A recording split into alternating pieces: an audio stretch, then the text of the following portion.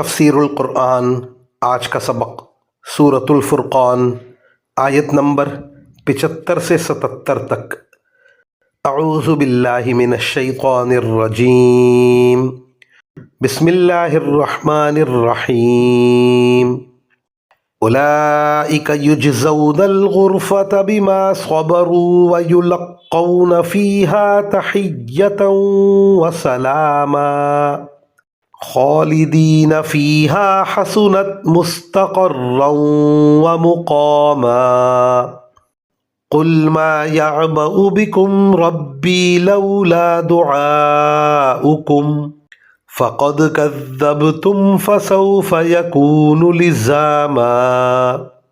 ترجمہ: یہ لوگ ہیں جنہیں ان کے صبر کے بدلے جنت کے بالا خانے عطا ہوں گے، اور وہاں دعاؤں اور سلام سے ان کا استقبال کیا جائے گا۔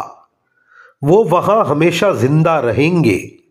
کسی کا مستقر اور قیام گاہ بننے کے لیے وہ بہترین جگہ ہے۔ اے پیغمبر، لوگوں سے کہہ دو کہ میرے پروردگار کو تمہاری ذرا بھی پرواہ نہ ہوتی اگر تم اس کو نہ پکارتے۔ اب جب کہ اے کافرو تم نے حق کو جھٹلا دیا ہے تو یہ جھٹلانا تمہارے گلے پڑ کر رہے گا۔ ان آیات میں ان لوگوں سے خطاب ہے جو اللہ تعالیٰ کی عبادت کرتے ہیں، اور مطلب یہ ہے کہ اگر تم اللہ تعالیٰ سے رجوع نہ کرتے اور اس کی عبادت سے روگردانی کرتے تو اللہ تعالیٰ کو بھی تمہاری کوئی پرواہ نہیں تھی۔ لیکن جو لوگ اس کی عبادت کرتے ہیں اور جن کے نیک کاموں کا اوپر بیان کیا گیا ہے، اللہ تعالیٰ ان کے بہتر انجام کا کفیل ہے۔